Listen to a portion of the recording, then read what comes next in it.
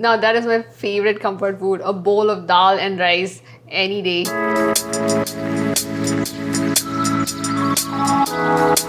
Today we're making this super easy, no onion, no garlic, no chopping, turmeric spinach dal. It comes together super quickly. You won't believe how much flavor is there in the dal with just a few spices.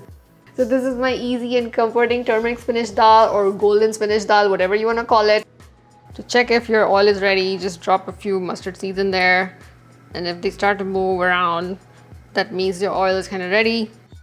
So we'll add our mustard seeds and cumin seeds. Then we'll add our fennel seeds, fenugreek seeds, and nigella seeds. Once the fennel seeds change color, our spiced oil is ready. And then we can add the ground spices and the water and lentils.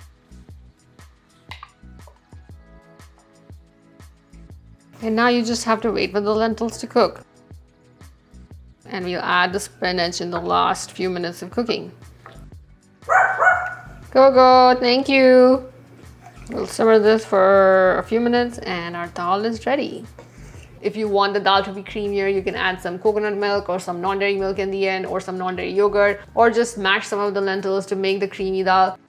Squeeze a lime or lemon, whichever you prefer, and some pepper flakes, and we're good to go. Serve with good Indian basmati rice or roti or as a soup. This dal works in any which way. I like to add some cucumber salad on the side. That's just chopped up onion, cucumber, and tomatoes with some salt and pepper and lime juice. And that is a bowl of our delicious no onion, no garlic, no chop turmeric spinach dal. If you try it, do let me know in the comments how you liked it. Don't forget to subscribe to my YouTube channel for more easy Indian recipes, for more dal recipes, for easy vegan meals, and so much more. Thank you for watching, and I'll see you next time.